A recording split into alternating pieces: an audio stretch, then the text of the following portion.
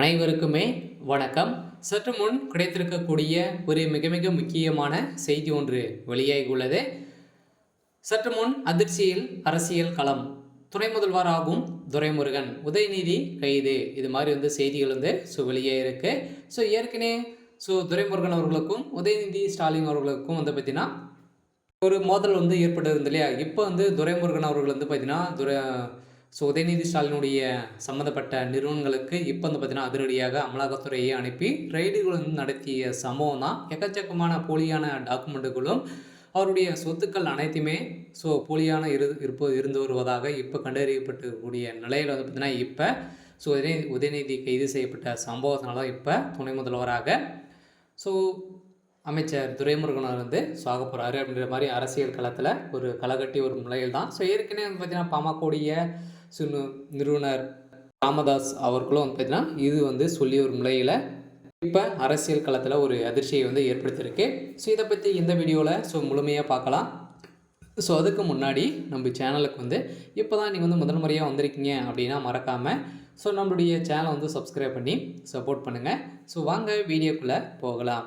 துணை முதல்வராக ஆகக்கூடிய அனைத்து தகுதிகளும் அமைச்சர் துரைமுருகன் அவர்களுக்கு இருக்கு இல்லையா. அவர் பார்த்தீங்கன்னா அமைச்சர்களே மூத்த அமைச்சராக இருக்கக்கூடியது தான் துரைமுருகன். அட்லீஸ்ட் அவருக்கு துணை முதல்வர் பதவி கொடுத்துருக்கணும். அப்படி இல்லாத சமயத்தில் துணை முதல்வராக கொடுத்துருக்க வேண்டும் அப்படின்ற மாதிரி பார்த்தீங்கன்னா பாமக நடத்தக்கூடிய அனைத்து விதமான நிகழ்ச்சிகளிலும் பார்த்தீங்கன்னா பாமக நிறுவனர் ராமதாஸ் அவர்கள் பேசியது. திமுக கட்சியின் மூத்த அமைச்சர் துரைமுருகன் முதலமைச்சர் ஆகியிருக்க வேண்டியவர், குறைந்தபட்சம் துணை முதலமைச்சர் ஆகின்றவர் என்ற பேச்சு பேசிய நிலையில் அவர் வன்னியர் சமுதாயத்தை சேர்ந்தவர் என்பதால் தான் அவருக்கு துணை முதல்வர் பதவியும் கொடுக்கவில்லை அப்படின்ற மாதிரி குற்றச்சாட்டு வரும் நிலையில் நாட்டில் உள்ள மற்ற மாநிலங்கள் ஜாதி வரி கணக்கெடுப்பு நடத்தும் போது தமிழ்நாட்டில் மட்டும் திமுக அரசு ஜாதி வரி கணக்கெடுப்பை நடத்த மறுக்கிறது எனவும் வன்னியர்களுக்கு செய்யும் அநீதி எனவும் கூறி வரும் நிலையில் கடந்த 55 வருடங்களாகவே வன்னியருக்காக இடஒதுக்கீடுக்கு வலியுறுத்தி போராட்டம் நடத்தி வரும் நிலையில் இன்று வரை தொடங்குகிறது என்கிறார். மேலும் திமுகவில் உள்ள மூத்த அமைச்சர் அன்புமணி ராமதாஸ் வன்னியர் சமுதாயத்தை சேர்ந்தவர் என்பதால் தான்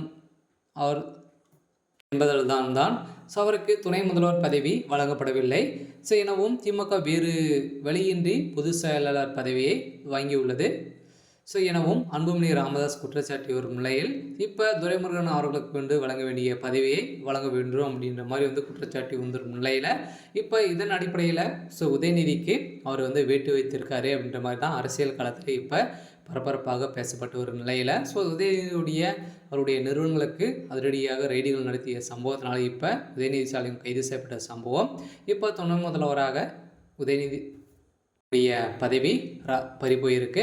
இதனால் துணை முதல்வர் துரைமுருகன் அவர்கள் ஆக போகிறாரு அப்படின்ற மாதிரி தான்.